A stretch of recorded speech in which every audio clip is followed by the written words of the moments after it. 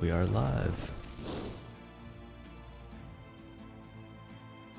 Come on, Maiev, do your job. Oh, because last week you've done the introduction, so it's me, Panda, Disco, and Alex here. We're going to be talking about more updates with Rune Sanctuary, a little bit more of what's happening with crypto, and we just heard Alex and Disco being bearish earlier, and yeah, we'll do our usual giveaways and play some Rune Evolution. Thank you. See, the thing is, I have to make you do the intro because I remember last stream we didn't hear from you for like 30 minutes. I'm pretty sure you didn't you didn't say a single word for the first like 30 minutes. I got to get you involved somehow. Okay, guys, can we take a second to appreciate? Look at how crisp and clear Alex is today. Look at the quality of the camera. I think the you know the broadcasting might knock it down a notch, but he looks so clear on my end. I feel like he looks like a completely different person, man. Yeah, it's because I'm using a mobile device. The PC is giving me a lot of trouble in terms of input. Oh, motherfucker. Alright, I'll be right back. You guys go ahead. My life, I'll be right back. What happened? Was that a cat? I think his light fell. Whether or not the cat caused it, I'm not too sure. Oh, right. Yes, I was saying that. But this he time is I'm the no using- luck panda. Something was bound to happen, I guess. So maybe something fell out of the ceiling. Yeah, I'm using a mobile device because it makes my life a lot easier. Inputs just work. You can just bring some wireless headphones, put them in your ears, and they work. On a PC, I have to plug in 15 cables, and I have only one error that doesn't make any sense. So yeah, this time it's a lot easier for me to be connected through mobile. And you look much clearer, like Panda pointed out, much clearer than we had you on last time. So that's always great to see. I'll buy an HD camera, so that was always on the list, but I didn't really have a reason up to this point. But yeah, now if becoming a regular here is a good enough reason to buy a good camera or plug in a DSLR. I have plenty lying around. But yeah, I'll go on until Panda fixes his light or whatever crashed inside of his apartment.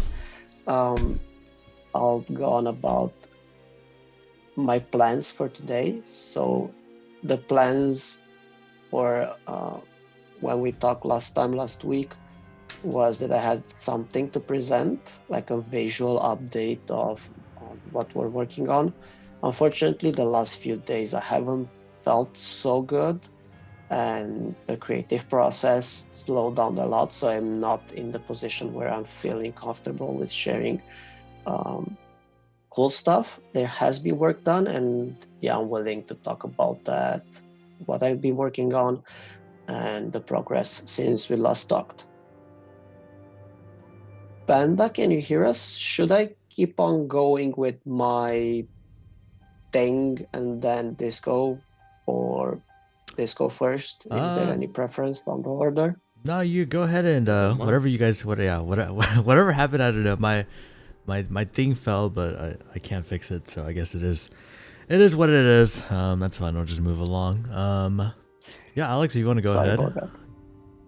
If this is fine for Disco, yeah, I'll just whoever wants to go first, it doesn't really matter. I don't mind. You can go. Okay. All right.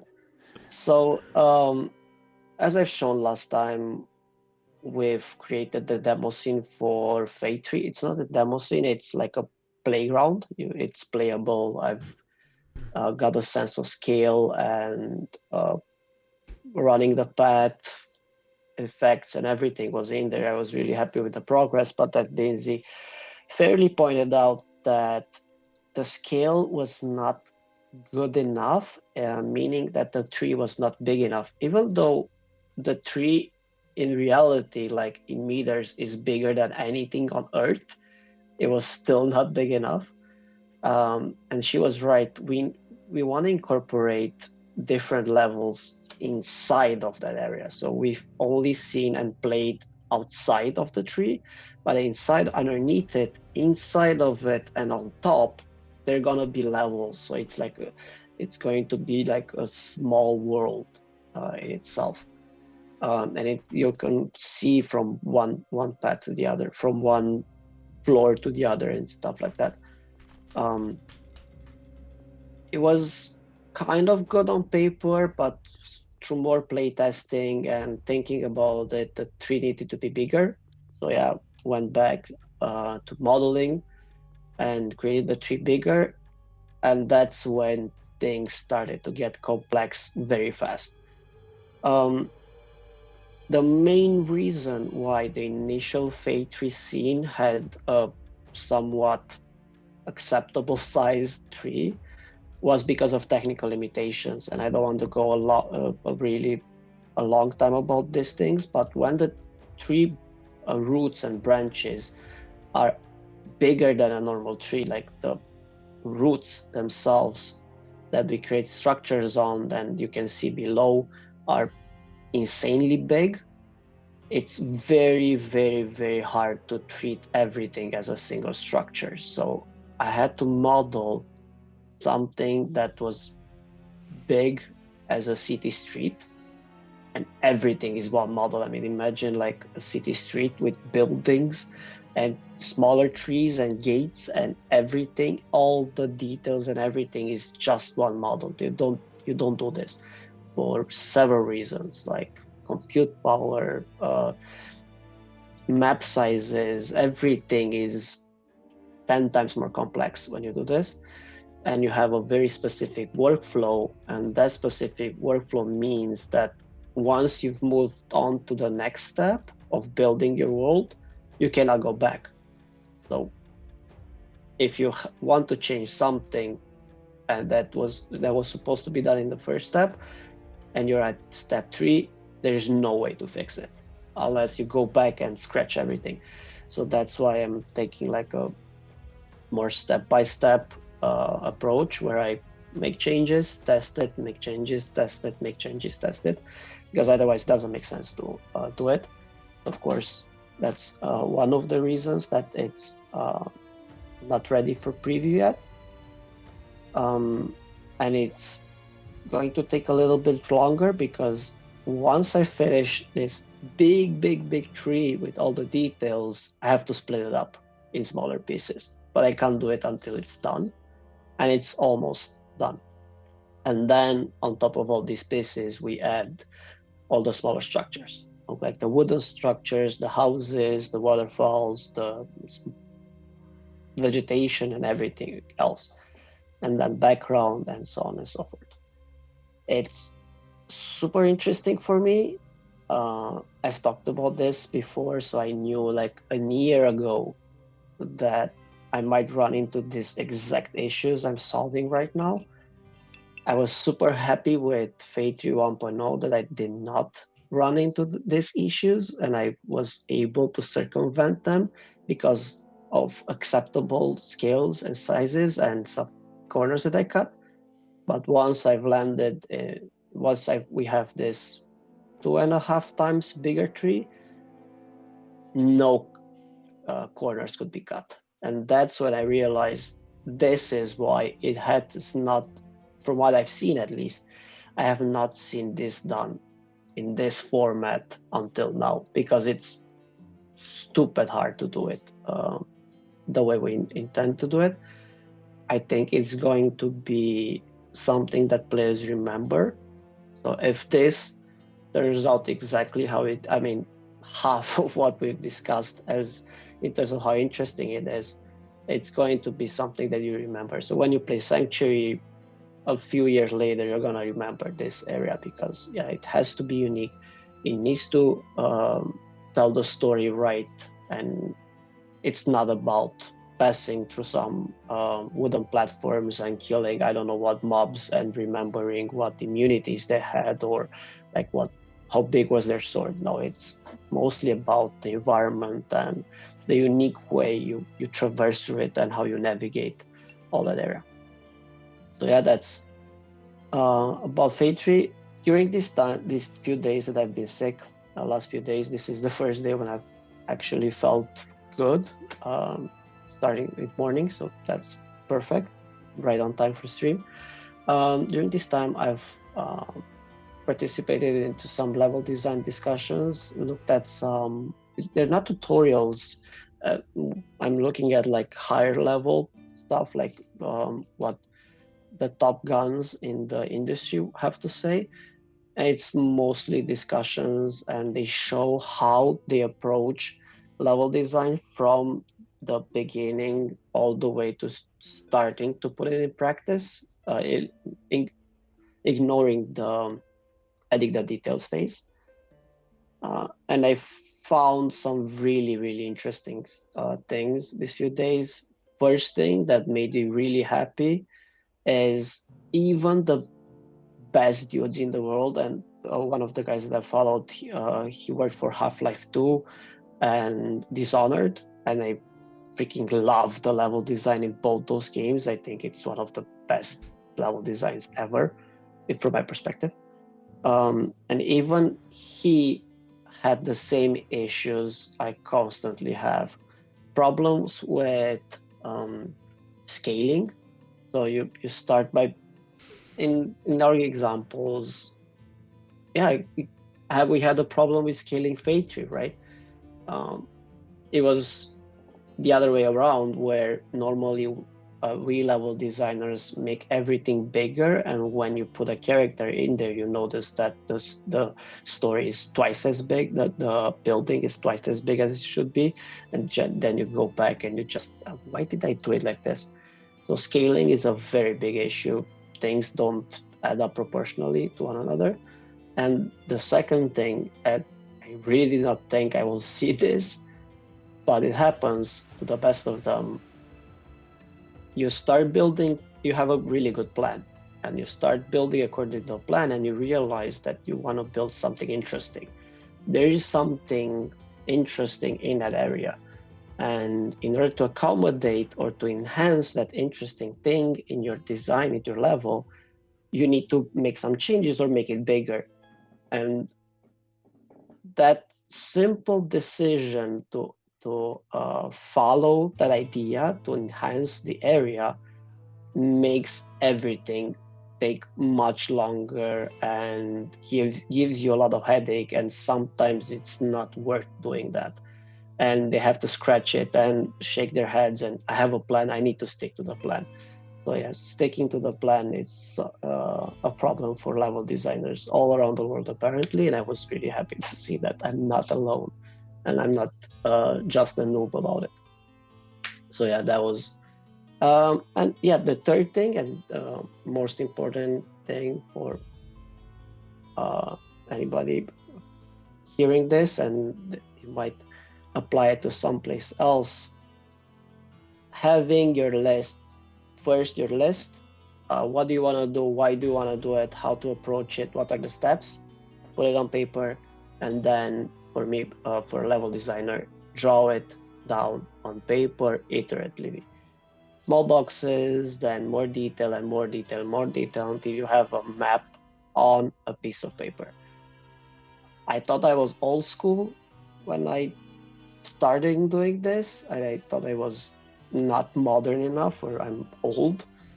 But all the level designers that I've listened to or read about lately, they all start with a pen and paper, and right, yeah, it's pen and paper is here, and it's gonna be filled up more often, because that's the blueprint for a good level design. Yeah, and besides that, I've searched the internets for 3D assets or anything that might be useful for us, created lists and plans for purchases, and or talking to people, or anything that we might need in the future.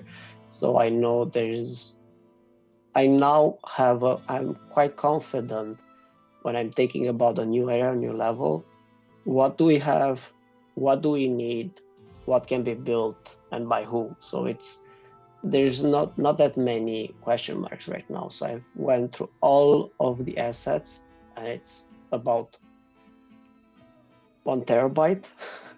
Everything that is available for Rune Sanctuary. I have some lists. I just went through all of them, rechecked them, re-imported them if there was necessary, made sure that I have a clear structure in my head, exactly what we have in terms of 3D assets, how many trees do we have, how good are they. Like an example, we have many trees, but we need many types of trees, for example. How many dead trees do we have? How many fallen trees do we have? Do we have enough of every single class of items that we need? That goes for characters, rocks. I love rocks. I need so many rocks. Rocks? Rocks are your friends when trying to limit a player's path in a top-down RPG. It's what you're mostly going to use. It's rocks, wood, or structures. That's like in the middle. I mean, not talking about the sides. The sides can be vegetation like forests, any vegetation really, and again cliffs or walls. But when it's in the middle, it needs to be small enough things in height that they don't obtrude your view, and they need to be somewhat interesting but not that interesting that they distract the player. So that's mostly why we're gonna pick rocks for that. And RPGs in general, they do that. Yeah, and in the meantime, since we last talk, I've also kept an eye on the Unity add-ons that we're using. We're not using just bare bones Unity. Actually, there's a lot of it in there. And we are using some big add-ons are very important, especially for terrain and texture generation. And there have been some updates there, and yeah, I have to keep an eye on them because it's not your usual app update. You actually have to hear the developer talk. You need to go on their Discord to read what others are doing. Are there any issues before I update? So it's kind of an indie thing, but it's a wonderful, very useful for us indie thing. And yet another reason why I never updated anything. Okay, Alex, I do have a question for you. Yeah, sure. So, well, it's not. I mean, I know it's not really your expertise, but we haven't had Jackson come on in a while. Do you have any ideas of like what the quests are gonna look like?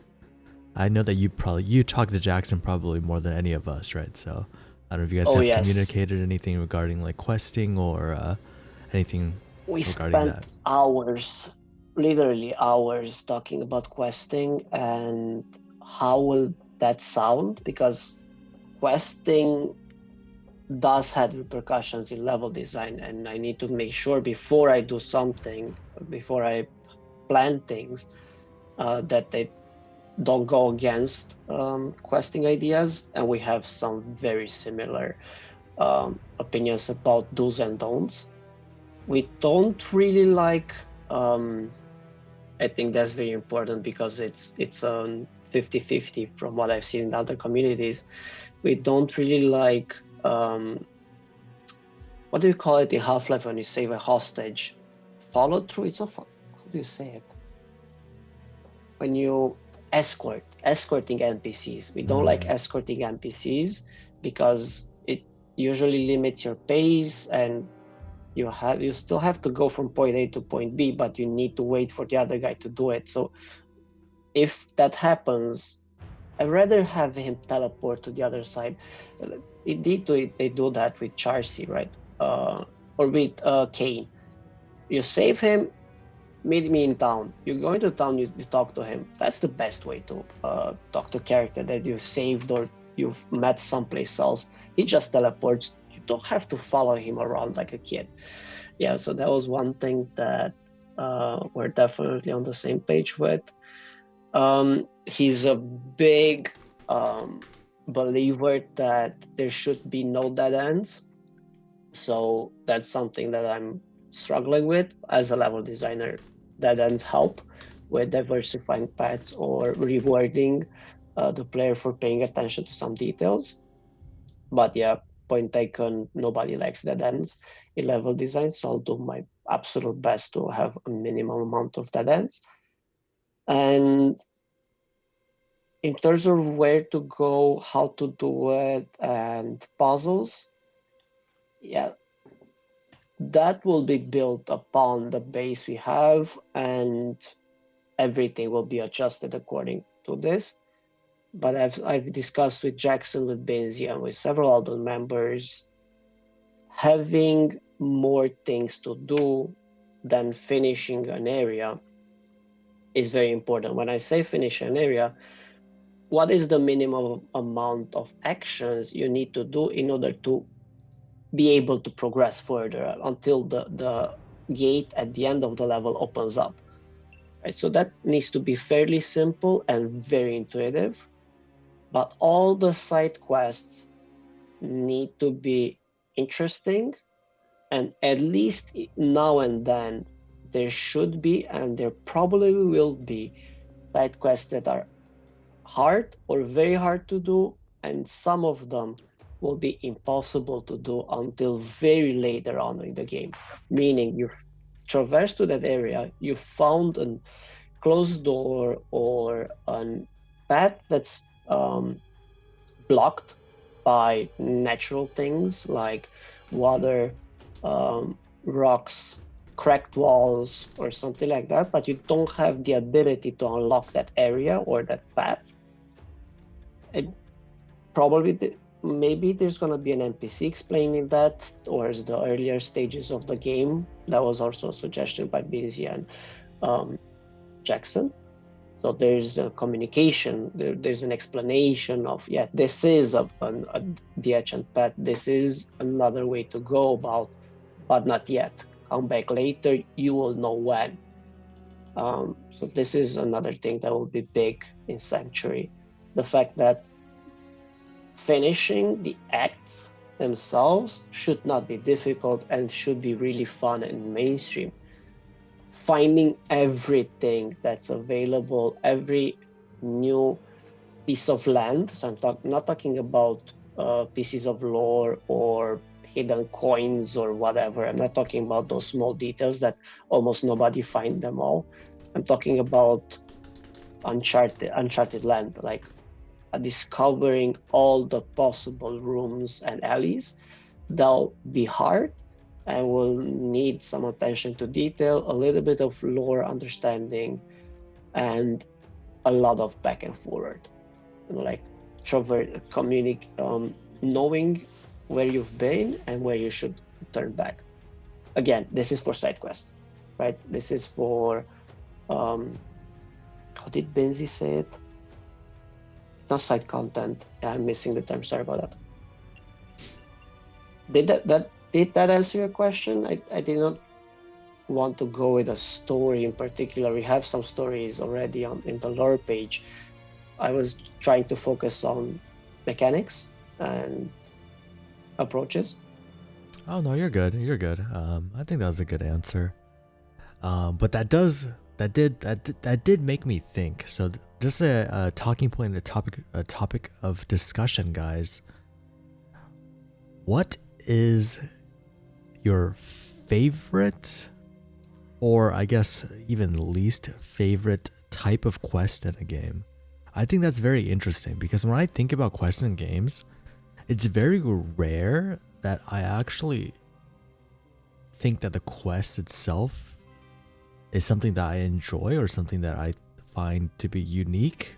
I find that almost all quests are very similar in that, you talk to one person, you talk to the next person, you talk to somebody, collect some items or kill some mobs. It's very rare that I see anything that's innovative or anything that's unique. So I'm curious as to what you guys think.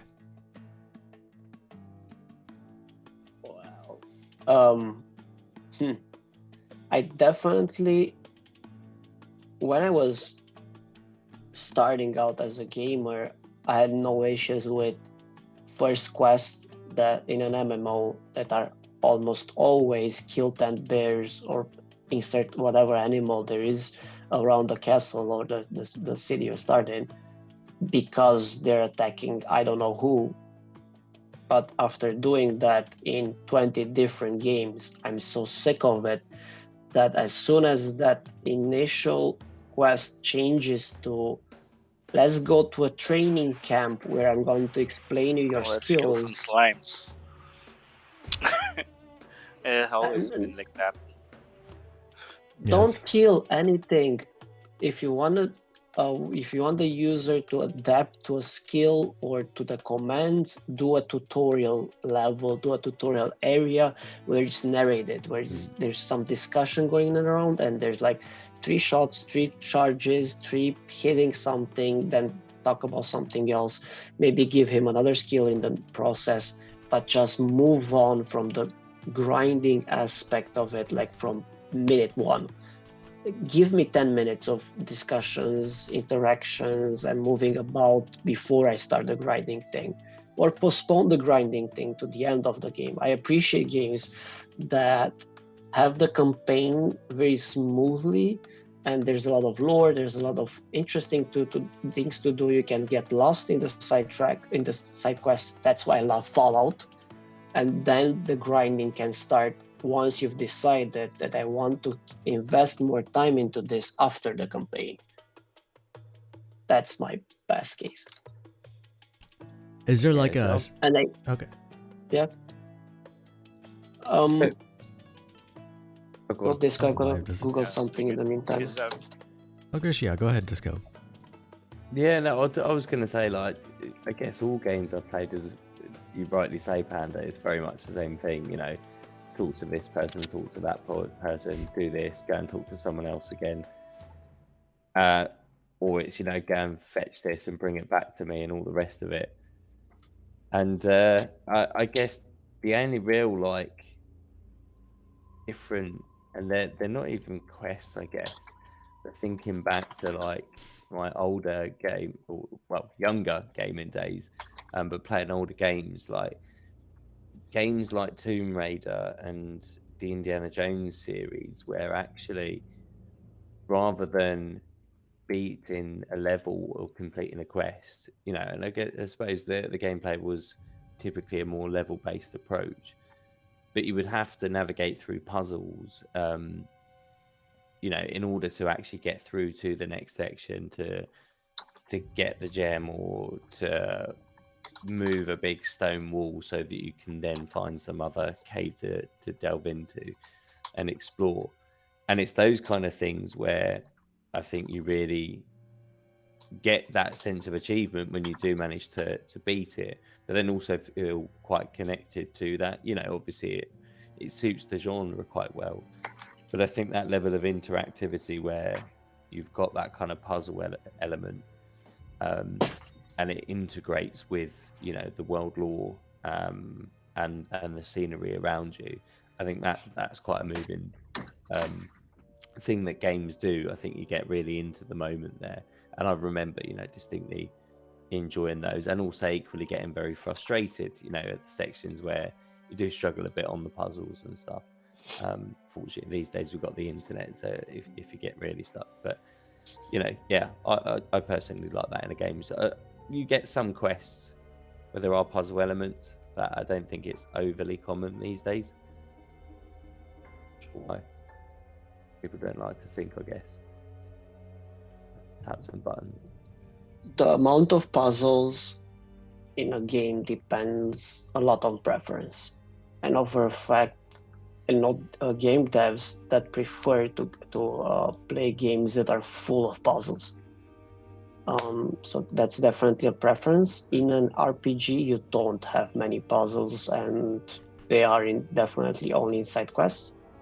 Therefore, the overachiever, and that's probably what's going to happen in Sanctuary. So no complicated puzzles for the main story, right? But a good example of extremely good quests, very well done storytelling and puzzles, is God of War. I got a chance to play it last month, and I have to say I'm in awe with that game. I mean, that's an example of they set a new standard of how do you tell a story. I mean, a game, an RPG with no cutscenes that can, from the minute you go into the game and all the way to completing it, you can have no teleports, no doing anything crazy. It's just one cutscene. Everything's just one thing. It's absolutely incredible. So if you want to see a good series of quests and how to do it, just check out God of War. They are the best at it for sure. Okay, Maiev, what about you? It's really funny.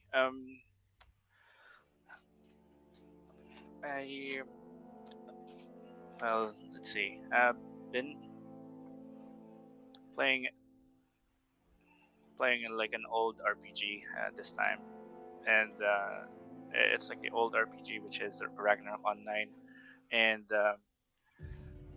it has been it had several patches now from the time that I remember it. So back then when I was playing, it was like episode I think it was 7 or 8, and now it's like episode 15, and they've added several quests. But most of it are just hunting quests, and for me to do all those quests, it takes around like 2 hours, or basically less than 2 hours. So I'm no longer grinding in the game. I just complete daily quests, and I'm good with it. A similar experience that I've encountered is like with Genshin Impact, wherein the quest is like you have to do like 5 daily quests, and they have, let's say, they have around 60 types of quests, and you would literally just cycle between those kinds. And I've just compared my experience. I'm not sure why Genshin Impact seems really tiring for me, and Ragnarok is not. Because if I recall correctly, in Genshin Impact, resources is limited. That's why a player is obliged to do all those daily quests. If they did not, they would miss out on something, or they would lose resources for the day. However, in Ragnarok, you only get experience for your character. You could always level your character any time, or anytime you want. If you miss out on those quests, that's fine. You could just simply go back on the next day, and you won't miss out big time. So I'm not sure on how are we going to do it. I want a game wherein you could spend a couple of hours playing it. You could grind with it, but I don't want games that even if you're doing it for a short time, it's like you're obliged. Like you have a day job that you need to do it, or unless you would miss out. So I'm not sure if you get my perspective, Alex, but Yeah, no, I totally understand your perspective, and I do think that daily quests that make you feel like you're missing out on something if you don't do them are kind of predatory. And I know for a fact there's a better solution for that. I mean, daily quests need to be fun, and as Asmongold said, you should be able to finish them in an hour, right? That would be like the right amount. 1 hour after, so let's say max level campaign done, right? And you're grinding for end game gear. Just for that, 1 hour a day should be enough. Where you would want to induce the feeling of missing out is leaderboards.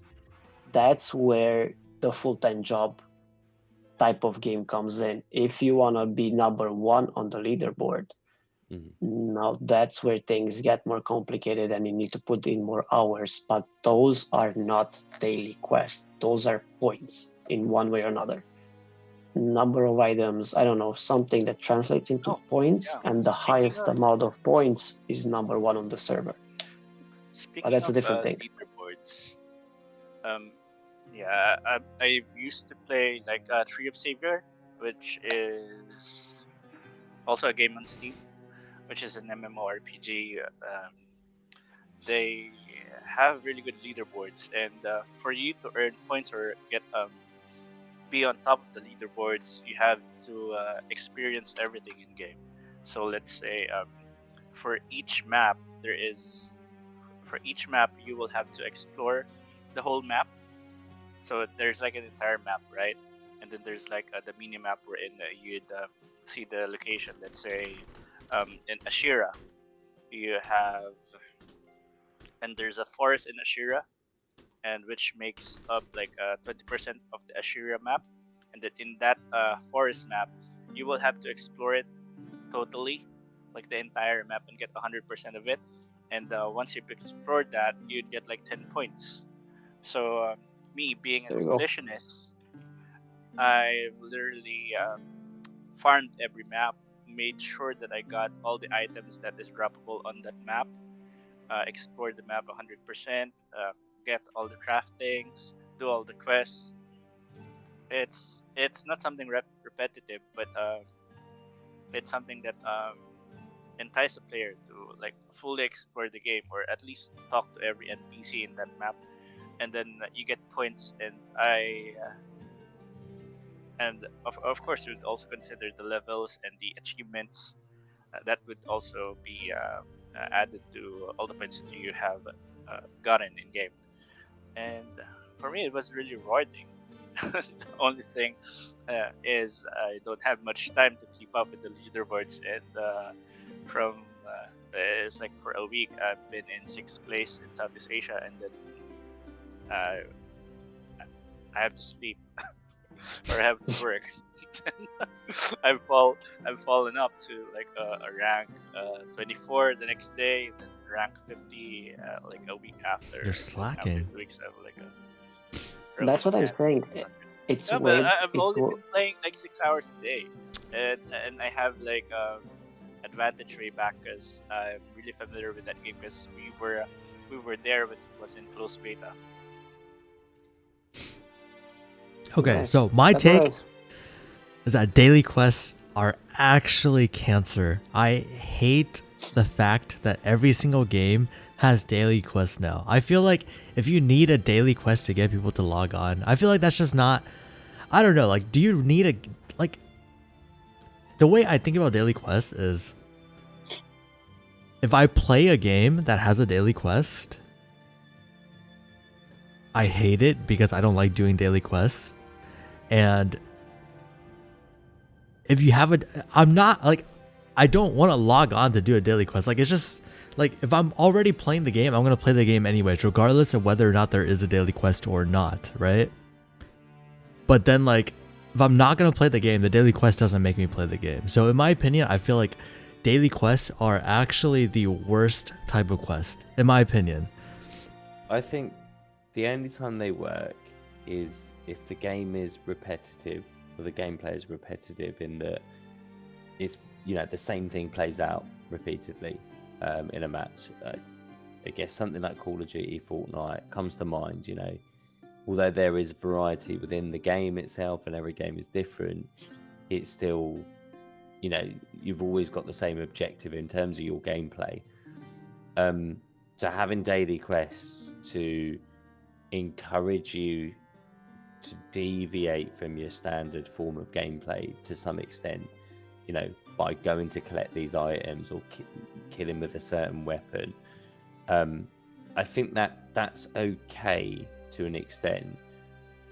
I think it needs to be, the rewards need to be in addition to whatever you're getting anyway, but nothing unique. I completely agree. You know, I hate those daily quests where you feel like I have to go in, I have to complete them, because that just puts me off the game after a while. Because I will do that and get fatigue of that game. So I think it's horrible. However, I think if you, like you say, Panda, if you're going on to play a game anyway and you're logging on, and it gives you another objective that you wouldn't necessarily normally have because you're normally just trying to do the one same objective, then I think it kind of works in those situations and those kind of games. You know, or again in a MMORPG type, you know, having that daily quest of this extra, go and kill this person and bring this stuff back and take it to that person and talk to them. You know, that again, that's fine because that's something else you wouldn't have had the chance to do otherwise. As long as the reward isn't, I have to, you know, something that you feel you need. It's just a bit of extra XP or a just slightly different variation of what you were planning to do anyway, and then being rewarded for it slightly. I think that's okay. Unfortunately, that doesn't happen in most games, does it? Like you say. Okay, Sure I want to jump back in because I just want to rant. Okay, I know that I brought this up a little bit before. Okay, I don't really get the feeling that you have to do a quest because otherwise you'll get left behind, because I just don't really understand that aspect of a non-PvP game. Like, if there's a PvP game where you have to keep up, then like I kind of get it, but like if you're playing an MMO, it's like like the reality is you're not competing with anybody, right? You're just playing the game.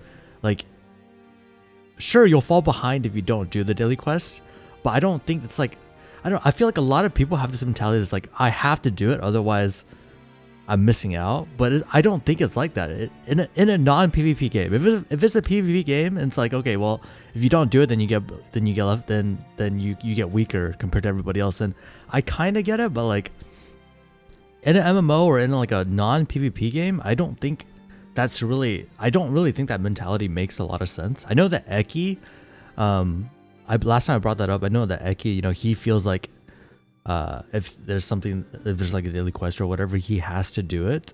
And I guess personally, I don't really understand that, and I don't really agree with that, because just play the games at your own pace. That's how I look at it, right?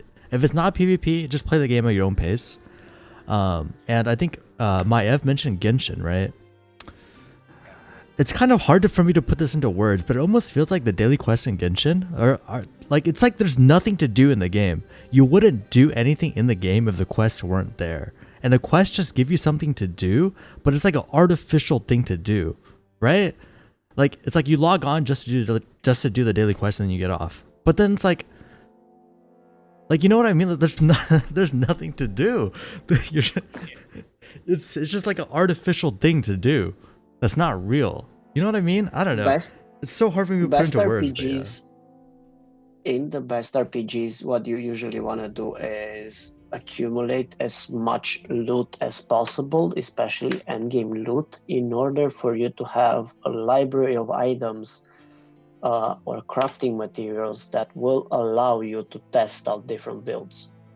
So the ideal RPG is one that has great items and good gameplay that doesn't bore you if you go through it like 50 times, like D2. I mean, everything emerges from D2 in terms of feel good.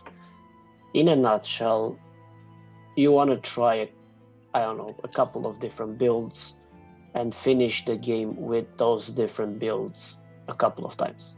That's the best workflow, like the best path the best way to finish a game, to be absolutely finished with a game, even if it's an MMO.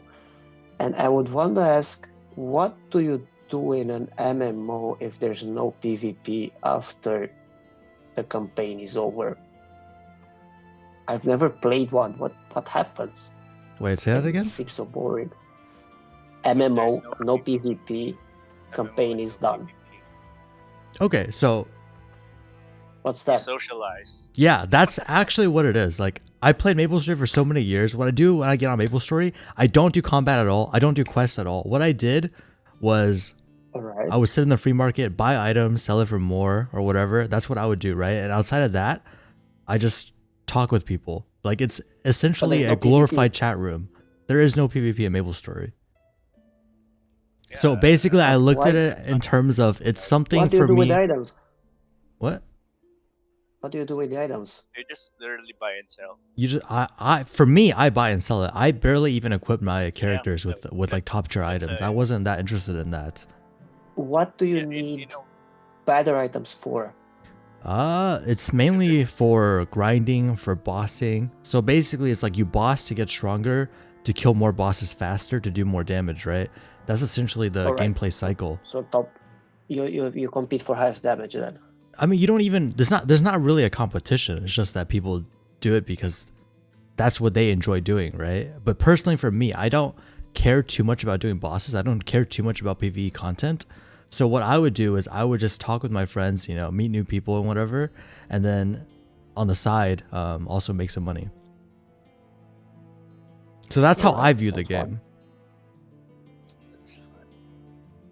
And like there were daily quests, but like I didn't even do them because I don't like it doesn't matter to me. That's how I viewed it. And I do want to jump back on the Ideally- Genshin thing, which is like you know, for Genshin, I haven't played it in a long time, but what I remember is that like you have to, you know, do these quests to get like the summoning things, like a little bit of the summoning well, whatever Yeah, it's called, right? Do it to, Primo Gems. Yeah, but like the way I look at it is that like why can't that just drop from a monster? Why can't I just fight monsters to get that drop? Why does it have to be in a daily quest? Why can't it just be like a low percentage chance to drop from a monster? I could just keep killing monsters when I want to play. If I like killing monsters, I just keep killing monsters. You know, I don't know. It's just something that like really bothers me in a lot of these new games. Like I guess a lot of people do like it because every game has it. But like for me, it's just cancer to me, man. I think Rant it's over. something- it's some in Genshin. Maybe they've done it that way so that because the map is so big, right? So maybe it's something that they done so that you won't forget that those parts of the map. So at least you'd be traveling to those parts of the map. Like this place exists. You need to do a quest there. That is true. Yeah. Eventually, you know, it's something in like for a some lot of MMOs. MMORPGs, when players are done farming the map, at the start of the game, everyone would be at the same location, and then when the game is like in the middle of its phase, all those maps that people used to be there to farm, it's now empty unless there's like a certain rare item that they could get from that place. Yeah, you're right. So I think that's something that I think we did talk about on the stream as well. Is that like, you know, the earlier areas of the map are typically not like you typically don't go back to them in a lot of games, right? I think Pokemon actually did it really well in the third generation where you had like berries that you had to plant. I thought that was pretty cool. A good way of getting people to go back and plant more berries.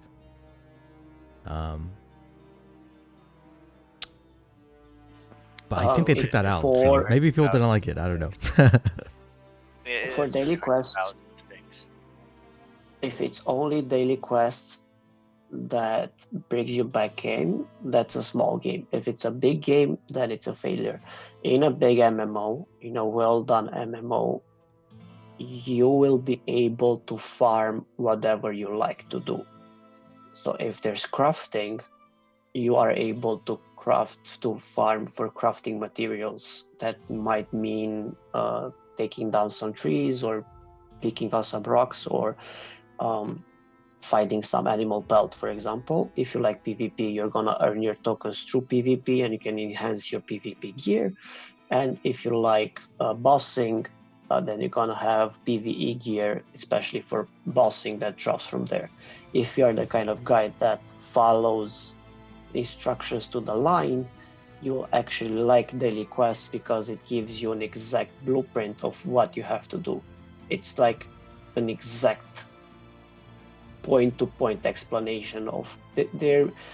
It's like the dev takes your hand and guides you through the experience that you want. But having the option to do whatever you want depending on what you like in that particular game.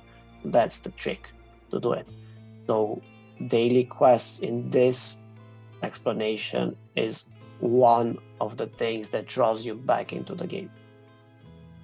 But there should be the love of the game that draws you in, and then something in particular in the game that you like that you want to grind forward further. But this is a sanctuary, and here itemization and getting a lot of items and crafting materials is going to be key. So it's going to be farming in a lot of different places to make sure that you get different items from all of the places. Because it's D2 inspired, and in D2 you farm everything. I really So you go. like those. Yeah, but the only thing with D2 is, why do I feel like D2? Yeah, there is like a certain level wherein you get the most optimum items, right? So if you're level, I think Yeah, that's gonna be 68 changing something, sanctuary. yeah. Yeah. And another thing is in Diablo, everything that drops or like trash items, right? You don't get like crafting.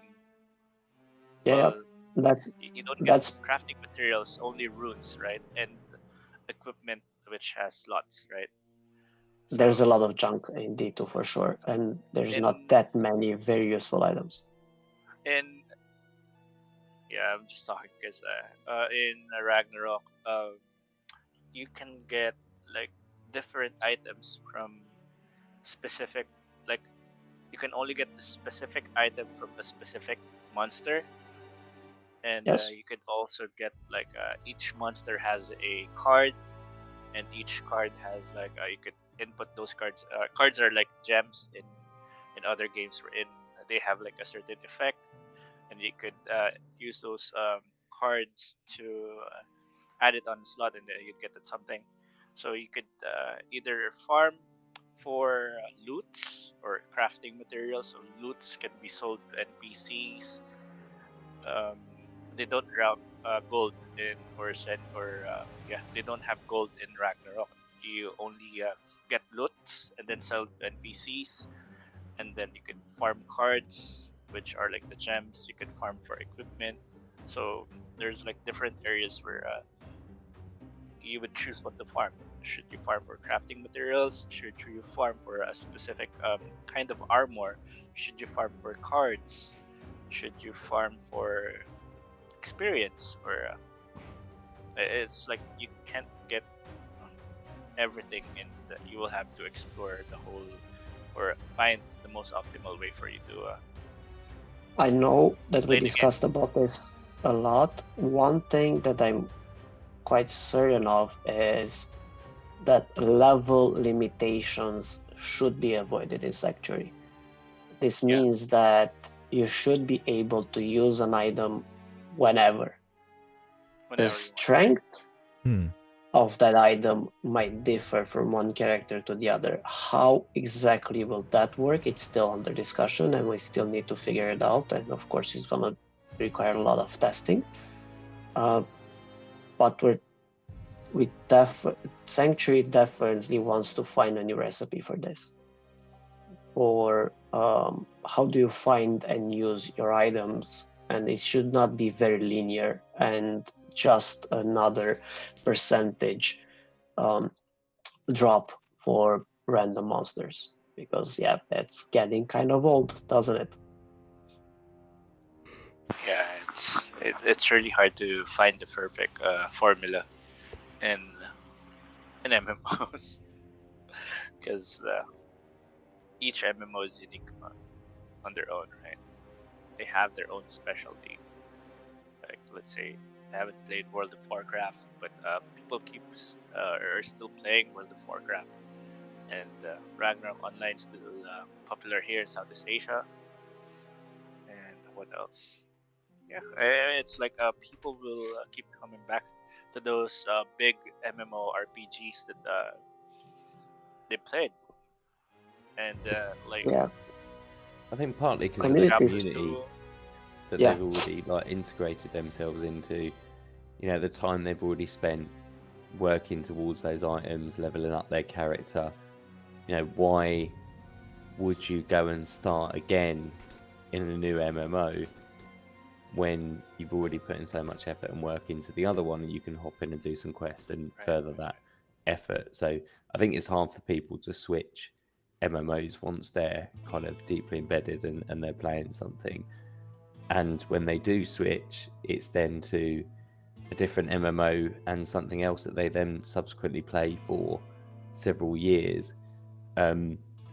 So I think it's important that you differentiate yourself from the competition, that you do offer something different.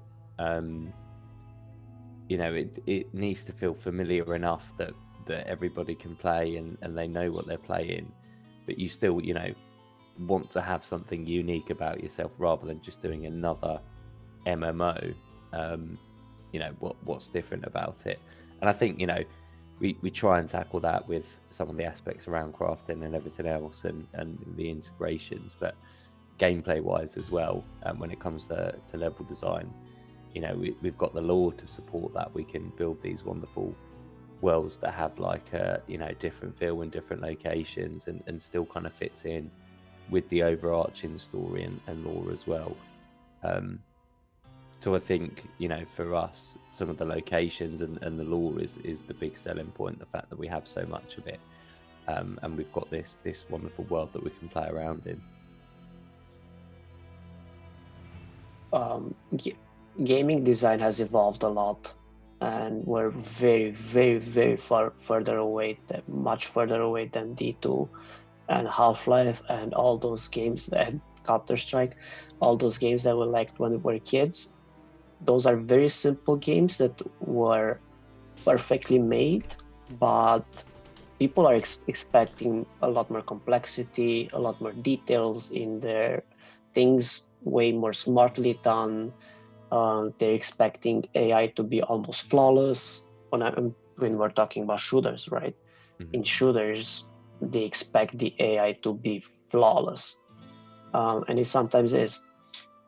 So yeah, the bar has been raised really high, and because we need to keep pace, we need to have every single aspect done right, at least right. That means music, level design, graphics, community management, absolutely everything connecting to it needs to be well done, and that's why we have good work done in so many aspects, because we need a good base everywhere. Otherwise, you're not gonna make it. That's the reality of it.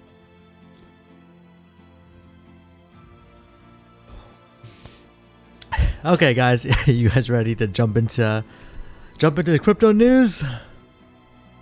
We can do a bit of crypto news. Yeah, we've been talking for quite a while. Yeah, I guess hot crypto news recently, and it sort of classes as a crypto news, although it wasn't ever really a crypto. The OneCoin cryptocurrency queen was slightly revealed out of the dark, or at least known to be active and alive, and that was through a sale of her property, due to recent changes in companies' house clearing laws over in the UK. It did mean that in order to try and list one of her properties on the market, rather than traditionally what would happen is they declare the shell company as the owner and seller. These days, the actual source owner, to try and prevent tax evasion, does have to be named, and she was named. So that would suggest that she is perhaps instructing lawyers or somebody in charge of her estate to perform these sales, but certainly seems to be active. So whether or not that leads investigators any closer to her remains to be seen. Seems unlikely, but it might give some hope for those victims of her scam, rumored to be around that $4 billion mark worldwide. perhaps for them there might be some involvement in terms of forfeiture of assets. So there is some glimpse of hope. Of course, if that money trail leads to some other companies that can be tied to her, then potentially that might also be of use to those victims. Talking about massive scammers, SBF, he has tried to get some of his assets and has apparently also been intimidating witnesses through encrypted messaging. So the court has ordered that he needs to stop using all instant messages and so forth. Still under house arrest, so still free to mill about as he pleases. Aside from that, little development there. We talked about there was a potential FTX2 idea being floated about. Not much news about that. Of course, terrible idea in my personal view. Did get a lot of scammers doing some airdrops of fake FTX 2.0 tokens. So hopefully nobody got caught out by that. And in other crypto news, Binance have also been under some scrutiny after admitting that their BUSD wrapped tokens were not always one-to-one backed, sometimes up to the tune of $1 billion plus. They have blamed that down to poor internal controls and accounting practices, which sounds very similar like an exchange with 3 letters that we just talked about a moment ago, but by the by. They have also been in the news recently for their ownership, or as they claim, no such ownership, of Maiev, a Indian cryptocurrency exchange who happens to keep 90% of their customers' deposits in Binance wallets. They have the exchange has come under a lot of scrutiny for supposedly aiding money laundering and terrorist financing, amongst other criminal activities and so forth. And therefore, as the owners of that crypto exchange, Binance, at an arm's length, have also come under scrutiny as a result of that, which is why they're looking to distance themselves from that. Interesting to say that they hadn't bought them when a few months ago they were gloating about it. And the crypto exchanges then leaked some confidential emails between themselves and Binance suggesting that there was a sale of assets without the actual confirmation emails at the end of that chain.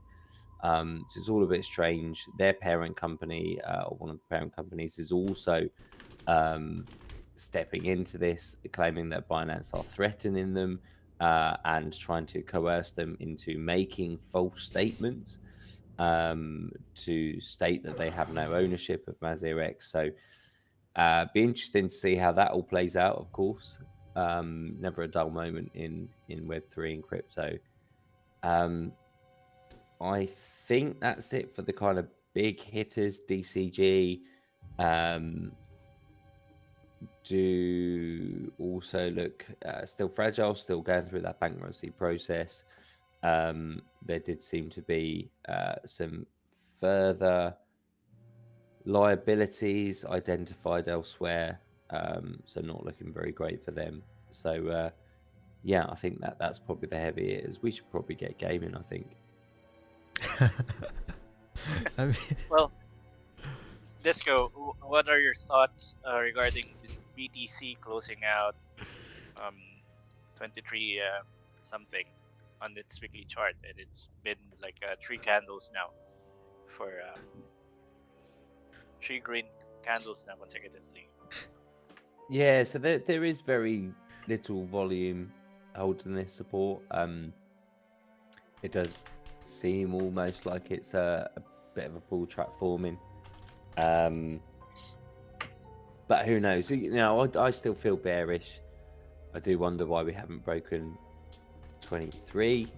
I don't see particularly why there would be a huge sell wall at that price.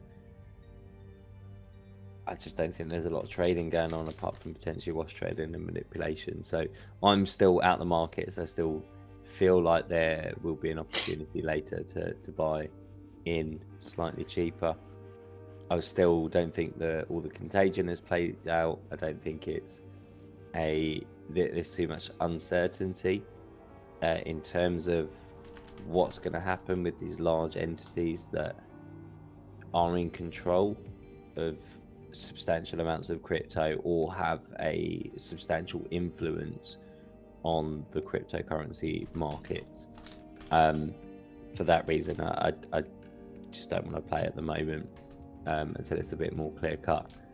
I think, with the biggest, the market is so centralized now in Binance's favor and they've got such a monopoly. That's never good for a free market, because you just have to question how free it actually is. And with all the other stuff going on as well, it's just not for me. I mean, Silvergate Bank as well, heavily involved. Oh, so that's another, I guess, good news story. Not great news story.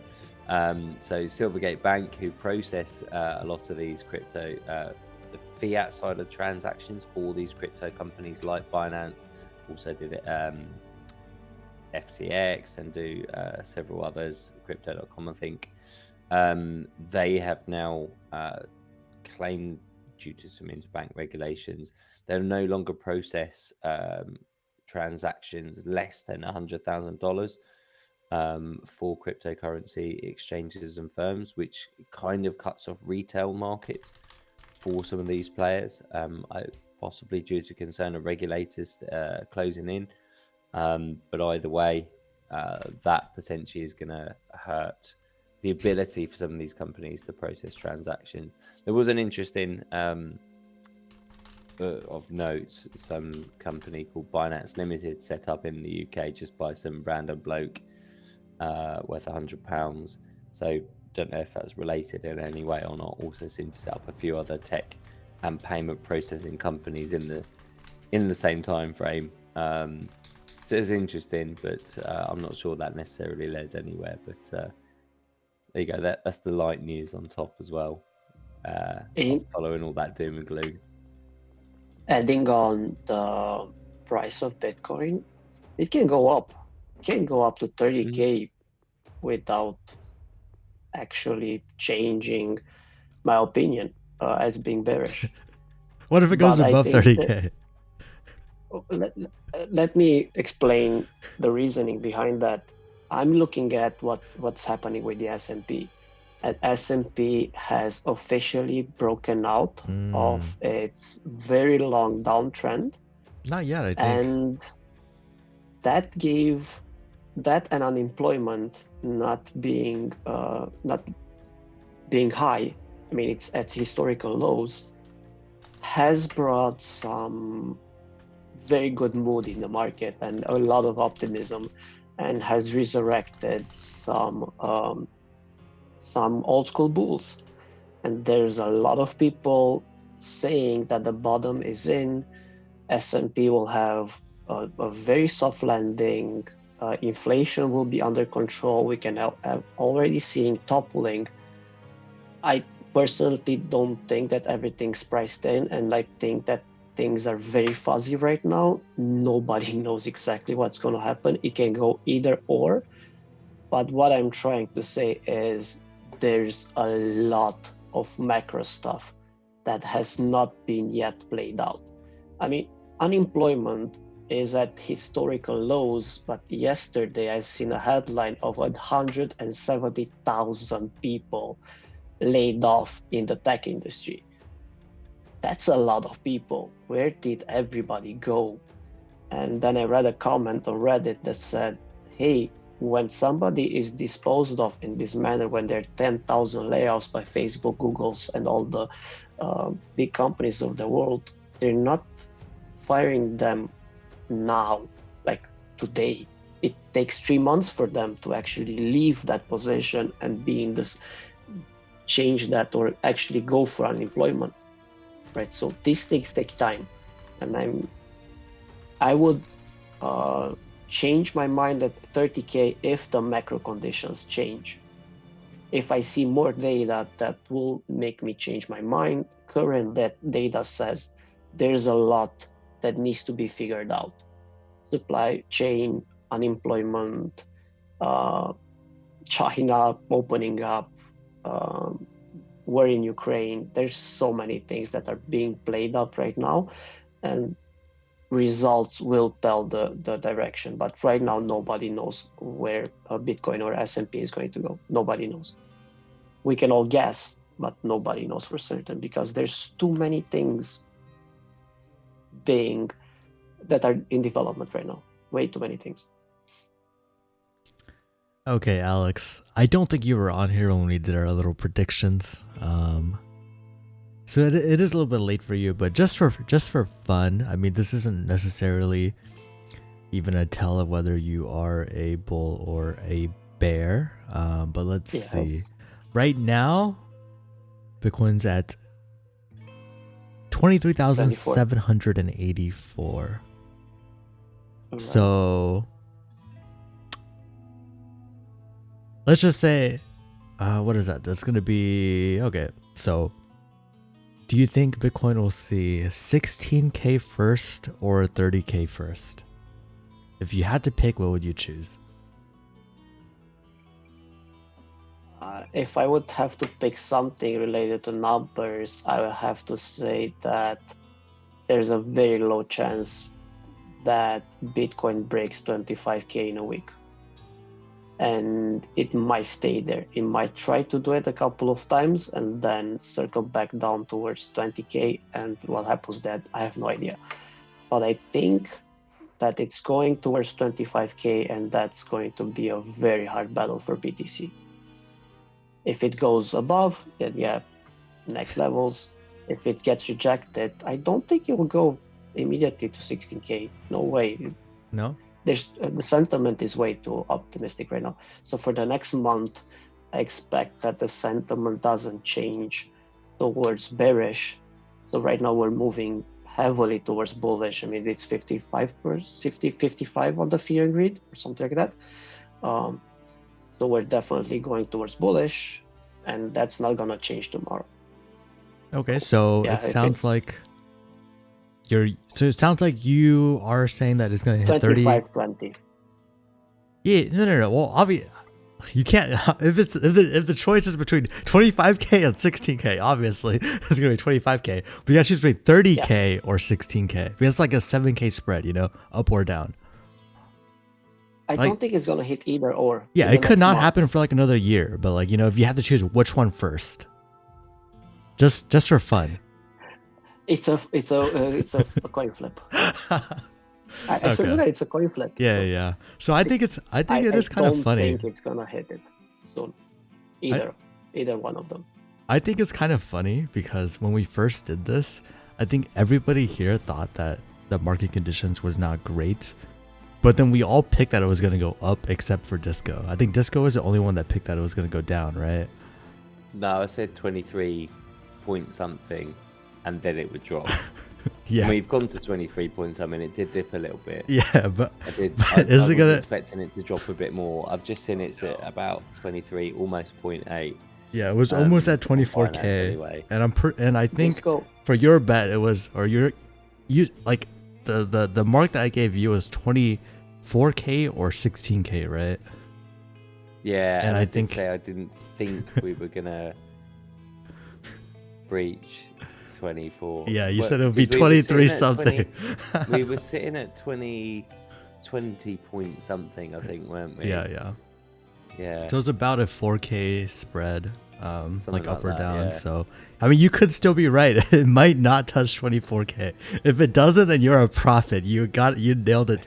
Like straight on. That's because I haven't put any money on it myself. It's easy to make the calls if you don't bet on it yourself. Exactly. As soon as your own money goes where your mouth is, that's it. Exactly. I sold BTC at 22K. So, in my opinion, so it was the first day when it toppled and it started going slightly sideways when it stopped accelerating. So at the top of that acceleration, that's what I sold, and I was convinced that it was going to go down. After watching the market for the last few days, it's clear that this is speculation. This is pure speculation. What's happening right now? It's a change of sentiment. It's people betting on the fact that bear market is over. Right? Everything that's bad is behind us. New good things are ahead of us. I completely disagree with that mentality, but it's the mentality of a vast majority of the market right now. That's trading, at least. Yeah. To me, I need to see S&P break 4,400. I think if it breaks 4,400, I think maybe we go back to the entire like stock market only goes up thing. But I do remember That's going a to very like good point. 4,200 and it super tanked. It was a bait. It super tanked after that. So if it breaks 4,400, I was like, okay, you know what? Fuck it. Nothing else matters. The stock market only goes up. But until then, yeah, I don't know. Okay, cool. So It's a good mentality. let's jump onto our Evo games and we can keep talking after that. We didn't have a ton of topics today, but here we are an hour and 30 minutes later. So let's move on to the Evo games. I mean, look, we got Alex on. We had a great discussion around gameplay design, and yes, sir. And hopefully, it gives our viewers a bit of an insight into the way that we approach that. It gives them a bit more of an idea as to the kind of game that they're going to get to play one day.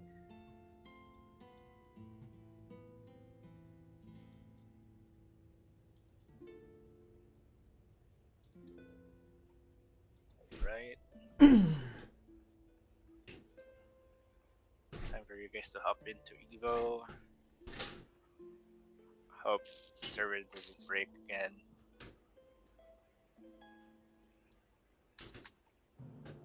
So we have Sassy Boy here, Resgar, and Natron. Wait for Panda. Disco just hopped in. Yep, coming on right now. Are you guys aware that Blizzard has been shut down in China What? just recently? What? No, I'm Haven't not they aware had of that. ongoing issues over But there for years? Yeah, it seems like the third-party organization that handles Blizzard in China will no longer. It has been an issue since November, but looks like now they are. It's like their contract has ended, and there are no longer Blizzard games in China. Not sure if I had that correct, but that's what I've seen in the news. I had heard for some time, because apparently it's quite difficult to publish games in China now. So they've changed the rules recently, and I think they're very strict.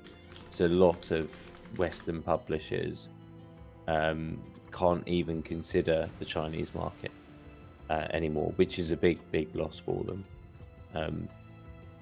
I think I can't remember exactly what the issue was, whether it was traditional values related, whether it was just protectionism.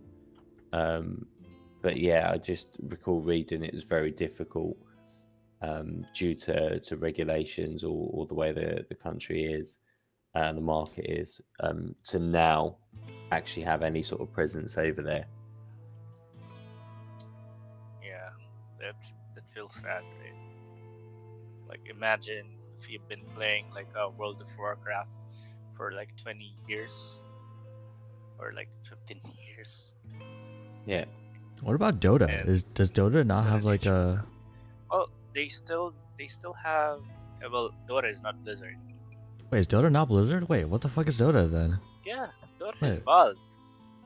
Wait, Dota is Steam. what? Wait, Dota. Wait, Steam. really? What is Blizzard? What's Blizzard? Is it? Oh, it's Overwatch.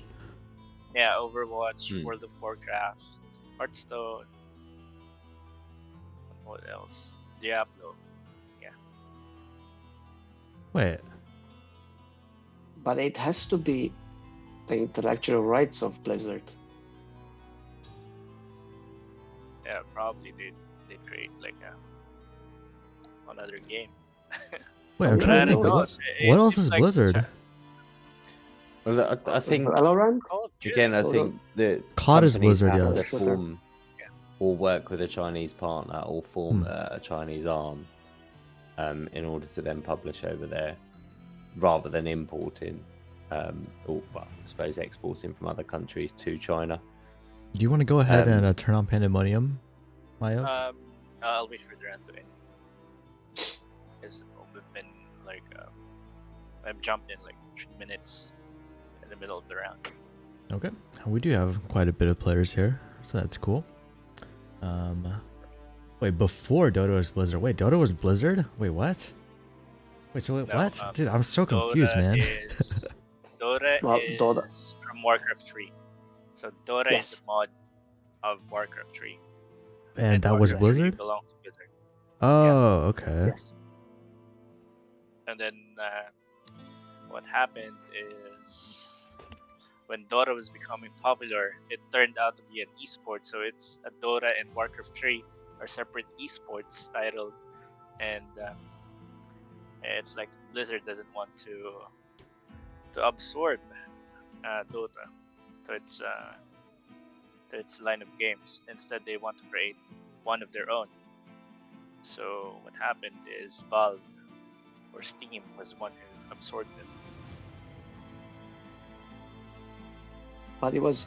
So they had Dota, let go of it, and then realized, oh shit, that was a mistake, and Yeah, now that created was what their biggest Heroes of mistake. Storm, I think it's called. Ah, Yeah, okay, That's why okay. they created Heroes of the Storm, because they want a game of But- their own.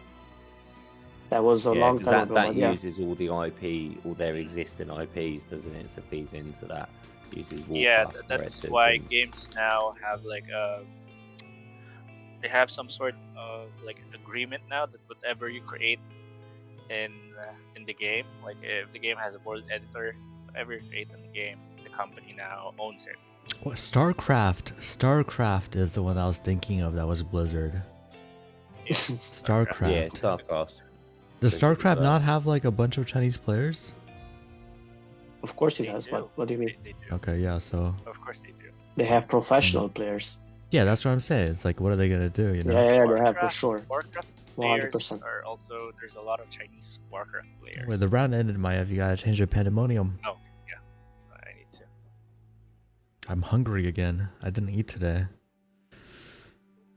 I've I had know the that roast dinner. Dota emerged from custom maps created with the game builder. Yeah. Right, There so, is a Warcraft 3 in World of World Warcraft- Editor. Exactly. Yeah. Yeah, and it That's where. that. So they started playing around with characters and what they can do, and eventually they just used characters. They did not use any other barracks or stuff like that. And you would just play with your character, and they started creating items using that creator. And I know that's how I first started playing this type of games, like in Yeah, an there internet are cafe, there are actually playing plenty custom of, maps. Playing custom maps. Where I remember me and my friends, we used to play like a SpongeBob slide thingy on Warcraft. It's like you all are SpongeBob, and you would have to slide Okay. all over to the map and avoid crabs. Lol. And, Lol. there's also plenty of like anime, like I think it's called anime fight, wherein you play as your like the characters are Do you wanna the sprites. have turn been around changed on to be, Maiev? Yeah, Maiev, are we going to play? I'm getting hungry, Maiev. Alright, guys, I'd be enabling Battle Royale now. We got a lot of dragons in here today. And no Eki again. We're gonna have to work very That's hard. probably why there's so many dragons. They're all feeling confident with that Eki. And there you go. Yeah, but the custom maps were really, really fun. Yeah, they are. And Like, there are hero sieges, tower defenses. A lot of games are built out of those. Even the, what do you call it? The one that you're playing, Panda? Auto chess? Ah, auto So chess. that one was created in Teamfight Dota Tactics? 2's. Yeah, it was created in Dota 2's what do you call it? World editor. Like you're able to create custom games there, and I believe Auto Chess was made in Dota 2, and then a lot of other games created a version of it, their own version of it. So I really like those world editors wherein players are able to expand on the lore as well as create their own games. It's where we find interesting ideas, right? So imagine like Dota, Auto Chess. Look at them. For they're us, so it's big gonna now. be Yeah. way easier because it's Unity. We're Yeah, gonna have our and- own custom thing for sure, but yeah, you're not gonna need it in order to build your own world. yeah. Right? You can just and- call our stuff, and you can build your own level if you want. I know Binzi is big on community build stuff, and that's the good thing, one of the requirements. and the good thing is we would be able to share it with the community. It's not like those sheer moves like if you create something in our game, then we own it, right? That feels really bad for someone who created something that is really really good or has become really popular. And in Rune, we wanted developers to create something out of what we built and expand on it, and at least and be able to share it with them entirely, right? Yeah. Absolutely. Congratulations to crypto comes. Chaos Smith for winning that round there. I've just seen LibTech in question. What's that boost? I don't know which boost you're referring to. I'm assuming it's possibly Panda's one. Think he seems to have a boost on kill. No, not on kill. Equip. It's just by movement. It's just if you move. Do you have a boost on movement? Yeah, after a while. Do you have a boost on kill? Do you have items equipped? Some, but I'm pretty sure it's just like a default. Alright guys, so waiting for you guys to hop back in so we could start for another round. Chaos Smith swept the Evo games last week. Let's see if he does it again. He is a really tricky one to get.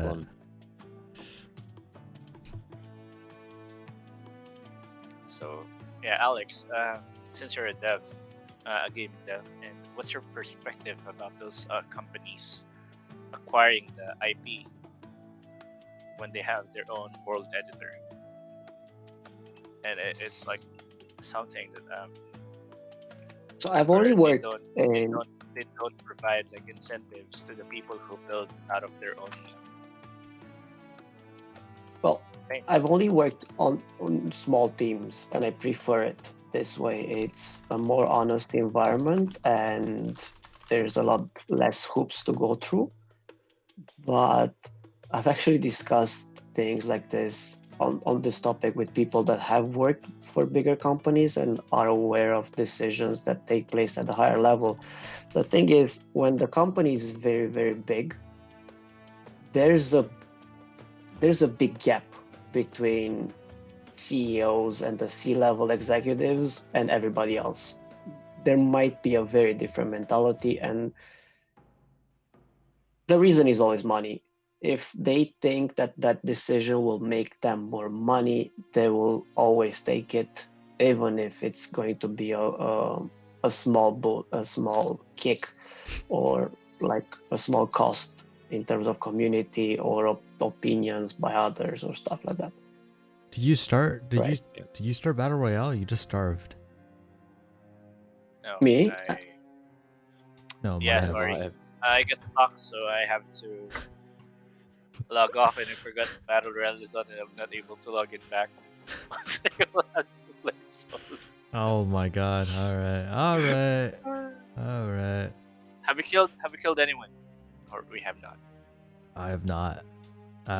We have not killed anyone yet? Then No. I could disable it and hop back in. Yeah, sure. Come back in.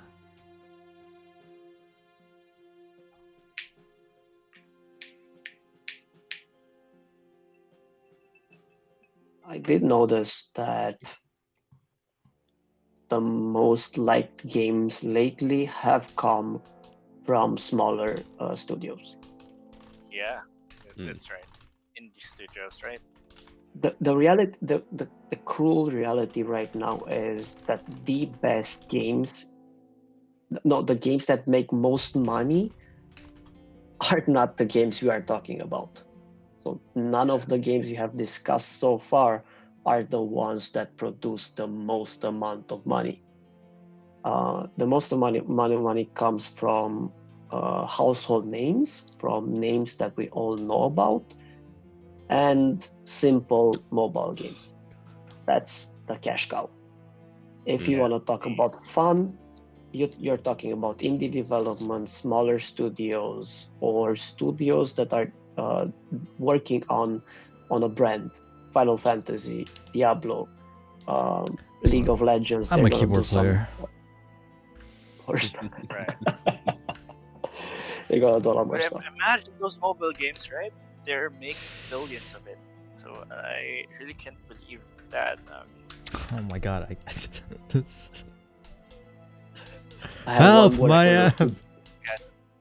I'm trying. I'm trying. Told you not to go in that location. I have to get So better. really, Ah, I have only one word for you in regards to that, and that's Idiocracy, the movie. That explains exactly what the hell is going on right now. Simple as that. Everybody wants things faster, easier, and in hand. And that's mobile phone. yeah.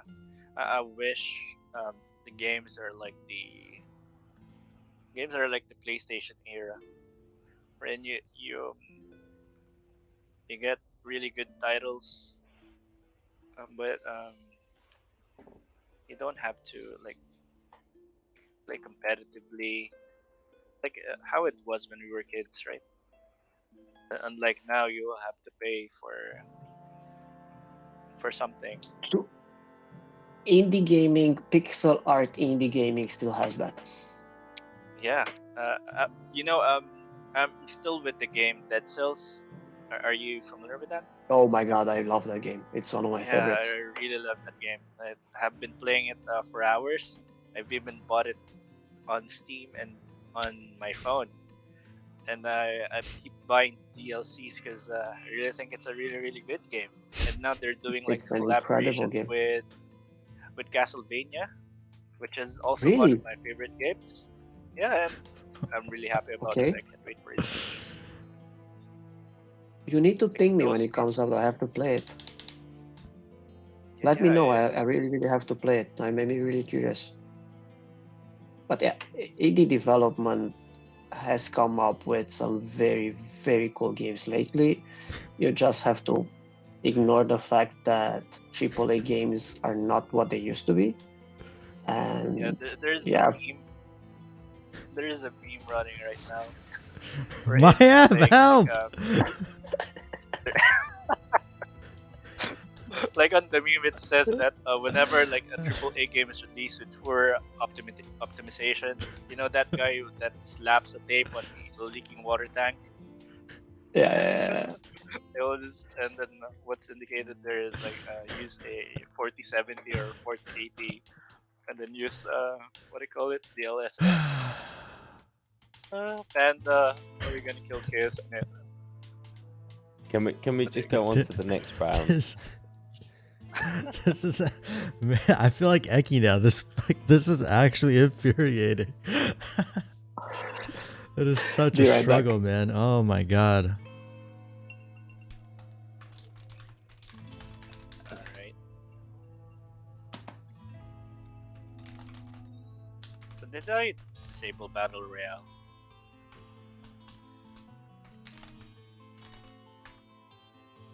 Alright, so Battle Royale now is now disabled. I really like those indie games. I've been playing a lot of indie games now. Although I haven't completed Hades. But Death's Gambit and Dead Cells, those are the games that I'm playing at the moment. What? Oh my god, man. Why is this so hard? I feel like it's because of the speed boost that I get. It's like The fucking speed boost just makes me crash into walls, man. What kind of speed It's boost? actually so annoying. What are you wearing at the moment? I don't think it's from items. I think it's just that if you move in a straight line, you get a speed boost after a while. Well, we need to test it because when I was using a controller, it's barely get stuck, or I don't get stuck at all. No, I'm Or definitely getting whenever stuck. I'm able to get unstuck really fast. Go get your controller then. Wait, how Are do you people using start? controller? Play the right now. rounds. We've only done one round so far. We've done No, two. we've done two. Two. But it's still taking a long time. Let's get on with it. You're making me hungry. All right, let's start with the second round. Time for a midnight snack. This is the third round.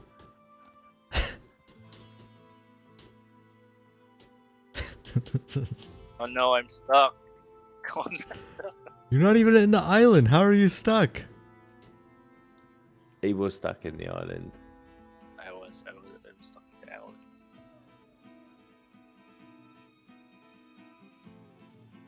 How are you going to kill that? Yeah, we really need tree because chase him, Panda, chase him. I'm stuck.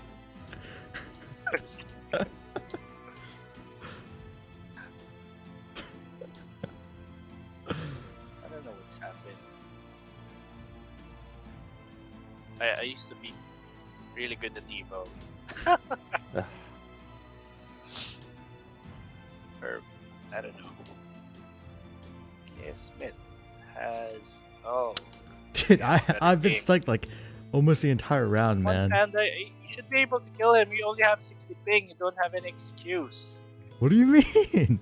I keep getting stuck. Alright, so I killed him. I was able to kill him. Alright. It's so hard. Come on, Panda. You were the best Evo player in NA at some point, right?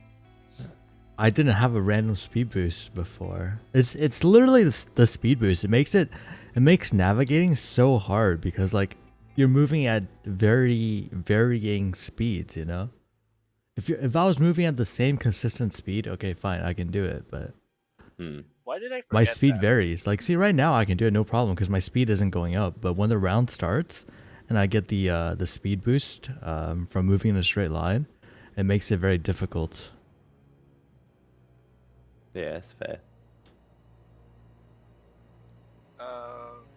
Are you able to hop to join Disco? Am I able to do what? Do a To join. joint? Yeah.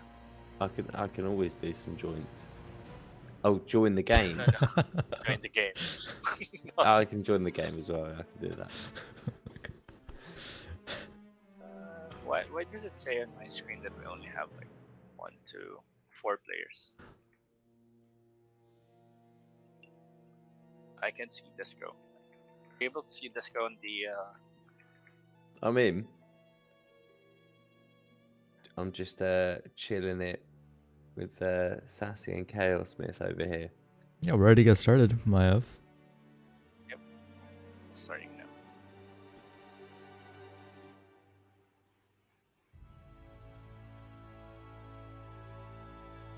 This will be the 4th round.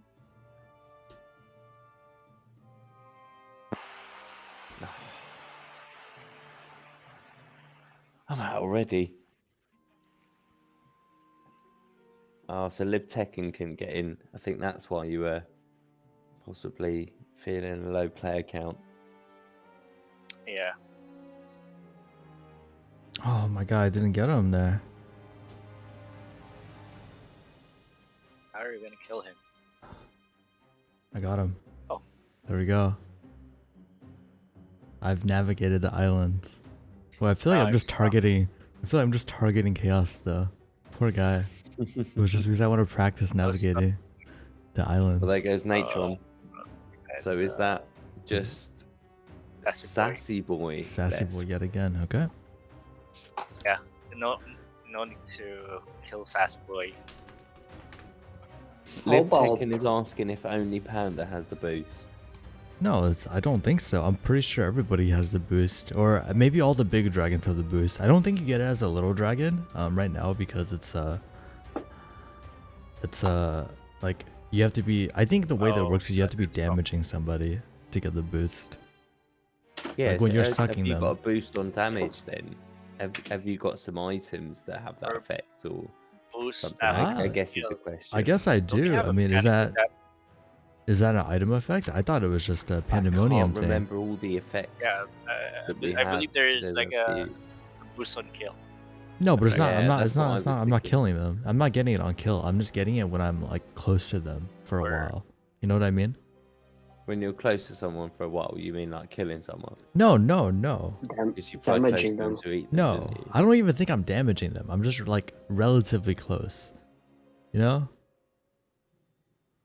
We need So is a we need everyone back a in? we need a penalty I for did feel Panda like I who couldn't gets run stuck. away from you. Well, no. To be fair, these games take ages anyway. Once when Chaos is playing, so I don't think we want to handicap those guys any more than we already do. I mean, sometimes these games are Oh, really that's fast. It's just why. that we've been having a lot of trouble navigating the islands. You know what? That's Oh, probably. I'm playing I'm at not. 300 That's ping. probably Chaos Myth. I don't want to target him again. Come on, target him. Give chance to others. Well, that's mean. I feel like Well, like he for the won past few already rounds, a I've fair been just. share. I've been just That, going and after that him. that's the price you pay for being the best, isn't it? You know, people are always gonna come and seek you out. Happens in boxing, happens in Rune All right, Evolution. Maiev, you go catch him then. You want to go catch him? You go catch him. Stop focusing on Disco. Come Yeah. on, Disco, don't I mean, look, that's the suicide. real reason. You guys just don't want to embarrass yourselves. I'm playing at 200 ping. I'm not sure what's happening with my. Oh, I now recall it because I posted on Reddit on why my ping in Dota is really bad. They said that my internet providers has routing issues with the Singapore server, Oh, Discomonk made it and all pretty far. internet in Philippines are getting their connection from Singapore. I thought you were about to Yes. say your internet was poor because you were posting on Reddit about how you had bad ping, and No, that's no, what no. was taking up your bandwidth.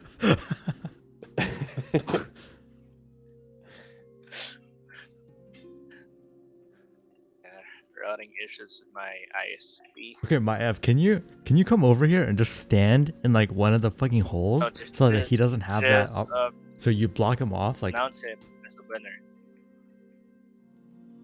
One case, but you already won. just stand okay, whatever. You know what? Fine, whatever. Stand here.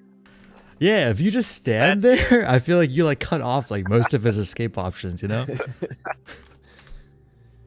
All right. So All right, Chaos Myth so- takes 3 games out of the 5, and Sassy Boy takes the other 2. Oh man, that did take a while. Not gonna lie. Well, look, congratulations to Chaos Myth, of course. I think we're all expecting to hear that at least several times tonight. But well done also to Sassy Boy for breaking that lead and chain of victories that was actually continuing on from last week. So well done there. And hopefully we'll see some other winners up on the wheel.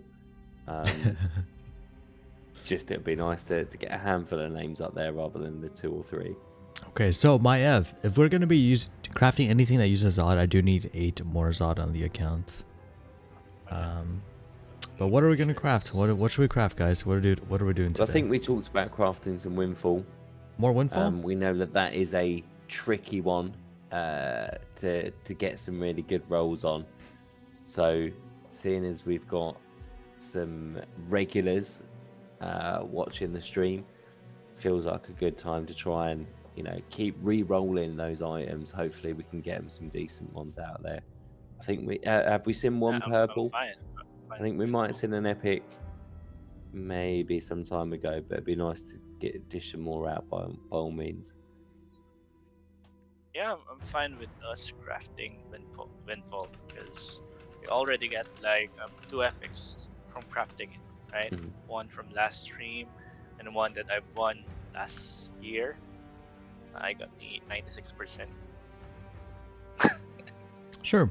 More windfalls So- then. Okay, so you've had some luck with Windfall in the past, and therefore that's a good enough reason Yeah, I've to also craft crafted some. like an epic I'll take it. Windfall in the past. So we're still waiting for the mythic one to appear. All right, there we go. That is gonna be the link.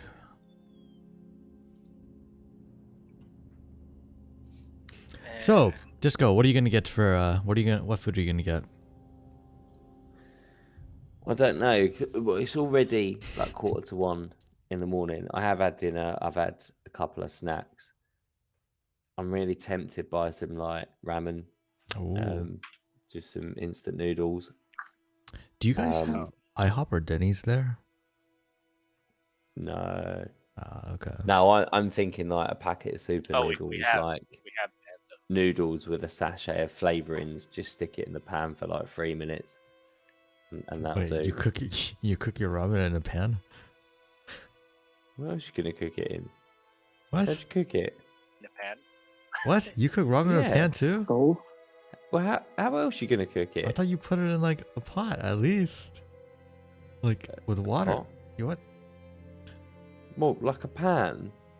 No, not I like a think with the pan. lid on, like it can be bothered with that. Wait, can you?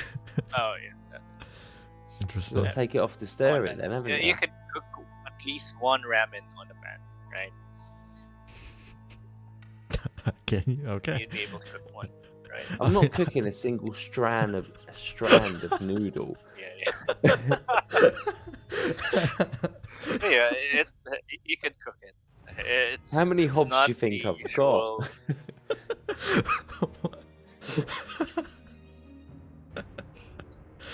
That was more than the pan. No, because I feel like okay. So do you cook it in water or no? Of Yeah. course you do. What? How else are you gonna cook instant noodles without water? So you You put like- it you. So you do you boil water in a pan? Yeah, or sometimes I'll boil it in the kettle first and then chuck it in the pan, just because it's that little bit quicker, but it'll probably cost me a fortune more.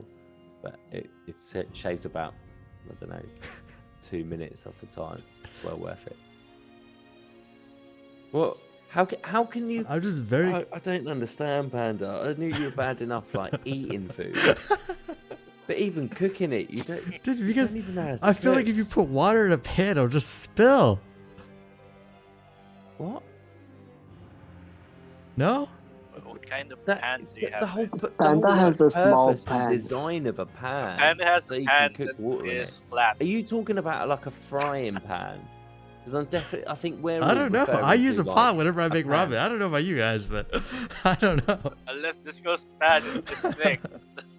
Yeah, well, It like looks- pans are no. quite deep, aren't they? No, are they? I don't know. Yeah. I don't Yeah, think they A are. frying They're- pan would be like that Yeah, big. are If you they? got pots and They pans, should be like at least this big, right?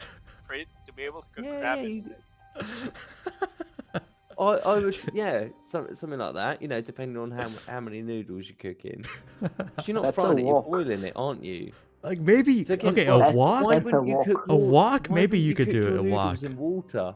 What's going on there? Regardless of what you're cooking it in, how are you not cooking it in water? No, you are. You do. But I'm just saying, if you put water in a pan, it will just spill, right? No, You were talking about frying pans, aren't you? I'm just talking Like, about pans in general. Like, How big are the noodles that we're talking about? okay. Okay, can we just look at Come on, just look at the possible stream, pans. guys. Okay, Just- is this where you guys are Let's go. cooking your ramen? No, you wouldn't cook ramen in that. That's a frying you can pan. cook with any of This is those. just a pan. It's not just a pan. This is just a is it? pan. It's a Okay. frying pan. See, this is what I would use to cook like ramen in, you know, like a pot, right? Yeah. Oh, Oh, but it says What it's are a you pan. cooking on? You know what? Exactly. Come It's a on. pan. It's not a frying pan. What you were looking at is a frying pan. At least you're not trying to. At least it sounds like you are using water and cooking Yeah, it. I'm using water. I'm just not. Okay, but in the right equipment. this is what I call a pan. So a pot is I don't pan. know. To me, this is a pan, dude. I don't Yeah, know. yeah. Frying pan, because you only Sorry, use but- it to fry things. You wouldn't use it to boil. It's a frying pan. I also For thought. frying. I also So thought what kind that of All pan? the pictures Cooking where on there's a frying food is pan. eggs, But it beans, is Lost sausages. in translation. Yeah. It's English to English. But when I type in pan, this is all of the pans are all so shallow, dude.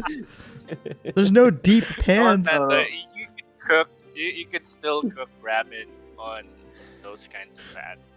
If they're Guys, thick enough. sorry. Yeah. It's American to English. Oh, It yeah, is lost yeah. in translation. I didn't realize that pans were different in outside of America. It is frying pans. I get Disco's point, but also Same, yours, it's Panda. same. You understand, all right.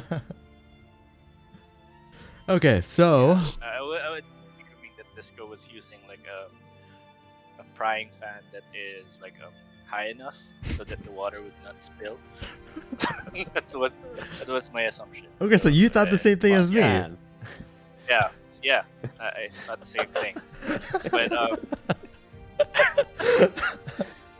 I never thought that a pan could be a pot on there. They've translated. Oh my The god. same thing as Panda, but I thought that you could cook noodles on a pan if it's just a single ramen noodle. Yeah, if you It take doesn't one have- noodle. Okay. You could probably cook one Yeah, noodle right. in a big spoon. Okay, so 6 minutes on the giveaway. I think I'll go ahead and close it soon. We are running, pretty late as usual. So, Let them sort out the recipe first. Soul cord. Do we have enough to craft soul cord? Let me check. I think we'll probably do soul cord next week. We've said we're going to keep it as quite a rare item because there don't seem to be that many Oh. crafted.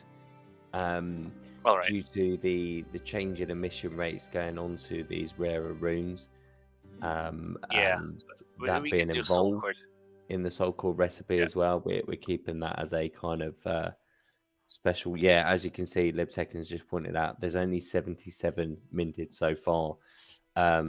Now, there's nothing stopping our players going out there and minting as many as they want, but seeing as they don't appear to be doing a great deal of that at the moment, we've decided, well, we don't want to just inflate the supply massively on the stream. We did one for the start of the year. We drew some soul cords out. We've, I think, done it. No, that's it so far. Maybe have we only done it once on stream? Maybe twice. I think we've done it a couple Yeah. of times. But I am So, going to go yeah, ahead and so close the giveaway and pick We our will 5 winners. we will give them out now and again, but we're probably not going to give out too many. I know Binzi always likes to retire things by surprise as well, so there's always that opportunity too. Okay, so we got all of you on the stream, along with Natron the 9th and Chaos Myth. Wow, it's really nice. Okay, let's get 3 more entries. Poor LibTekken. 1, 2, 3, 4, 5, 6, 7, 8, 9, 10. I think Anyone actually, who wants That's to- correct.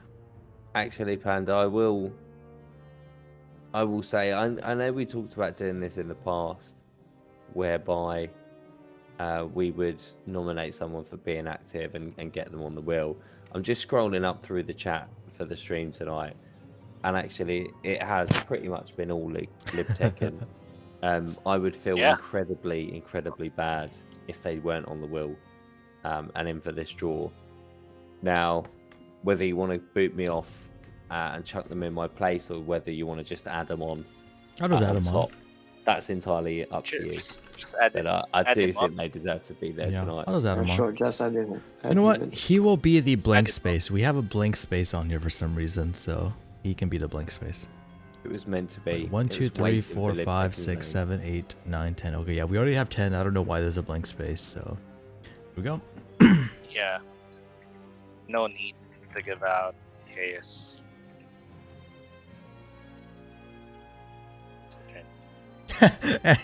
And the blank space gets hit first. we tried. Alright. We tried. We tried. We tried. We tried. That is pretty funny.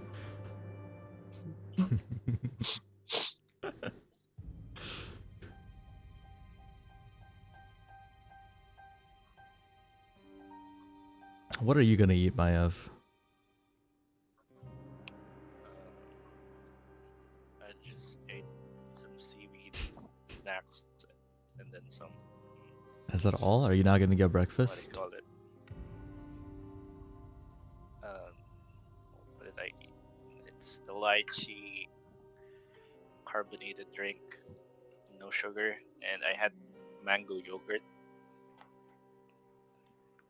So I'm not sure. It does sound pretty good. Don't feel Do like like I'd mango. be eating I think breakfast. mango's probably my favourite fruit. Okay. Really? I had this discussion. Wait, do we have a discussion on the stream? I don't remember. What is the top tier fruits? Which one? Top tier fruits. I'm admittedly Passion fruit. really bad at eating fruit, as in like I don't eat any Passion fruit.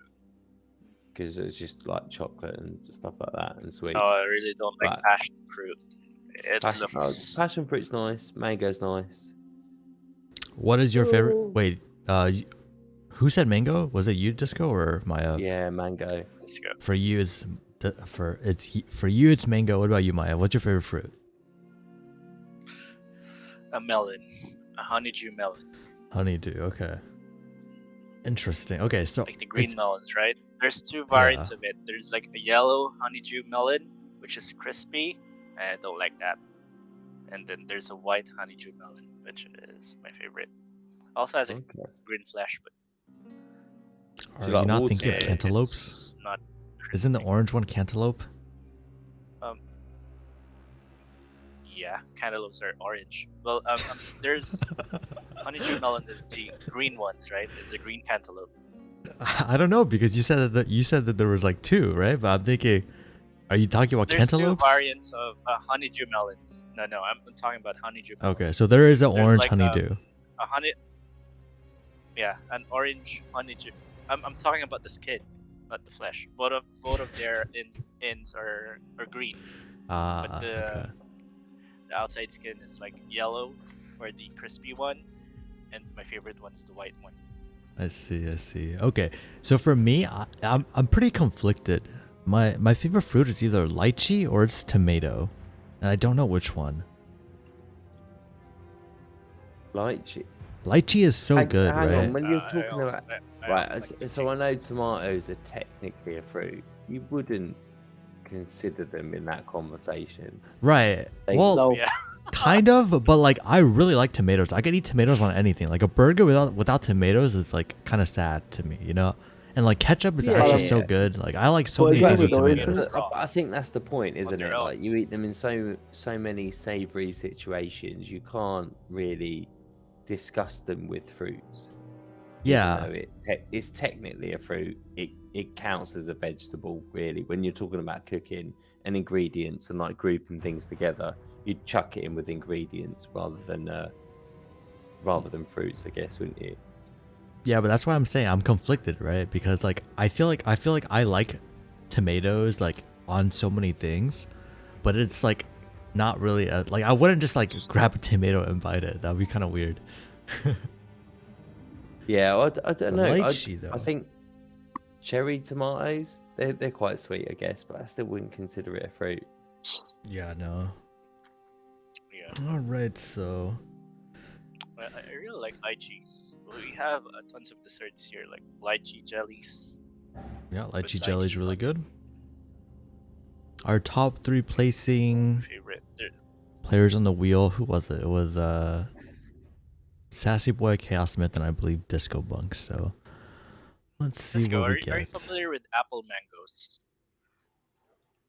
There's like apple mangoes. There's like two varieties of mangoes. The one with the one which is a sweet one, and the one which is like a tarty sweet one. What? Are we out of B&B again? Didn't we just get more B&B like the other day? Oh man, let me see. I thought NCS sent us. Do we have enough B&B?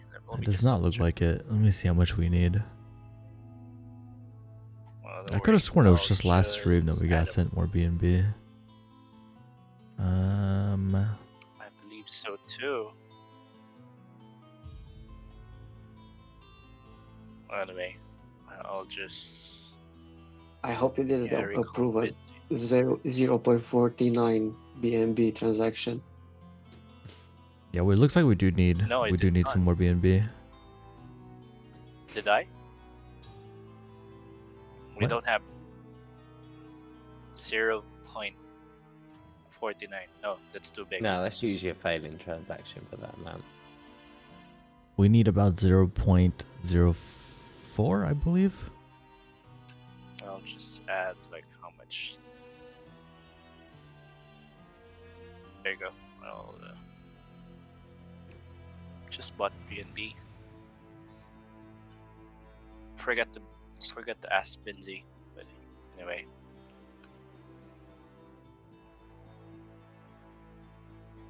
All right, should be good now, Panda. Okay, cool.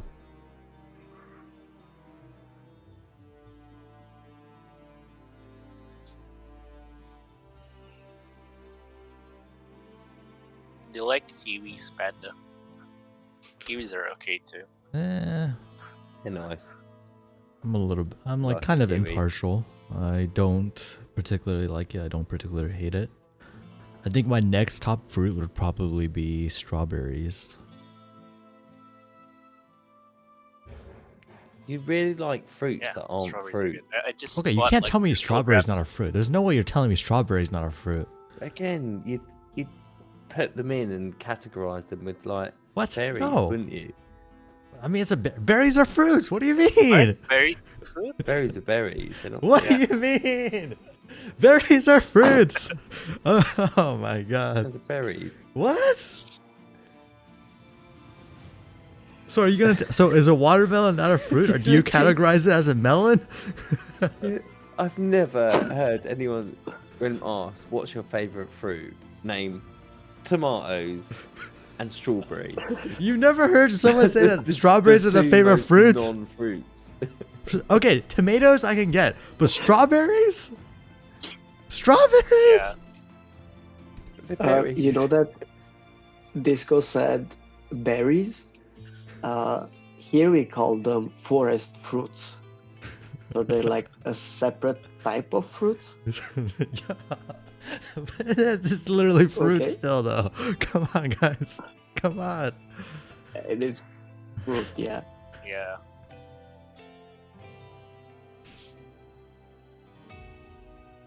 That's a good roll. Well, I That's was some gonna pretty say good that I windfalls. just bought like 2 kilograms of frozen strawberries yesterday. I love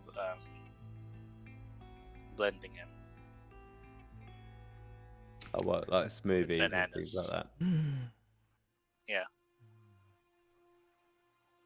I want some fruits now. Unfortunately, I ate all my fruits. Okay, so I think that's all we have for you guys today. I'm sure Discomonk is pretty hungry. I'm pretty hungry. So we'll catch you guys all next week. And yeah, I don't know what else to say. Good night, everybody. Good night, all. Eat your strawberries. We Good like night. everyone. Congrats to all the winners. Learn what fruits are.